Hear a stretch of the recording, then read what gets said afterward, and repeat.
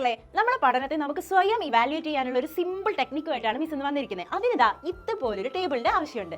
ഇങ്ങനെ ഒരു ടേബിൾ വരയ്ക്കാൻ നമുക്ക് ഒരു പേപ്പറും ഒരു പെന്നും ഒരു സ്കെയിലും മാത്രമേ ആവശ്യമുള്ളൂ അല്ലേ? എന്നിട്ട് ഇതുപോലൊരു ടേബിൾ വരയ്ക്കുക. അതിന് മുകളിൽ നിങ്ങൾക്ക് ഏതൊക്കെ സബ്ജക്റ്റ് ഉണ്ടോ ആ സബ്ജക്റ്റുകൾ എഴുതുക. താഴേക്ക് ഏതൊക്കെയാണോ ക്ലാസ് ടെസ്റ്റ് ആണെങ്കിൽ ക്ലാസ് ടെസ്റ്റ്, അല്ലെങ്കിൽ ഓണം എക്സാം ആണെങ്കിൽ ഓണം എക്സാം, ക്രിസ്മസ് എക്സാം ആണെങ്കിൽ ക്രിസ്മസ് എക്സാം, അങ്ങനെ താഴേക്ക് എഴുതാം. നമുക്ക് ഇവിടെ ക്ലാസ് ടെസ്റ്റ് ആണ് എടുത്തിരിക്കുന്നത്. ക്ലാസ് ടെസ്റ്റ് 1 തൊട്ട് ക്ലാസ് ടെസ്റ്റ് 5 വരെ മിസ് ഇവിടെ കൊടുത്തിട്ടുണ്ട്. എന്നിട്ട് നിങ്ങൾ എന്ത് ചെയ്യുക? നിങ്ങൾ ഓരോ ക്ലാസ് ടെസ്റ്റിനും നിങ്ങൾക്ക് ഓരോ സബ്ജക്റ്റിനും കിട്ടുന്ന മാർക്ക് ഇവിടെ ഇങ്ങനെ നോട്ട് ചെയ്യണം. ഇവിടെ ഒരു എക്സാമ്പിൾ ആയിട്ട് മിസ് ബേസിക് സയൻസ് ആണ് എടുത്തിരിക്കുന്നത്. അപ്പോൾ ബേസിക് സയൻസിന് ഓരോ ക്ലാസ് ടെസ്റ്റിനും കുട്ടിക്ക് കിട്ടിയ മാർക്കാണ് ഇവിടെ കൊടുത്തിരിക്കുന്നത്.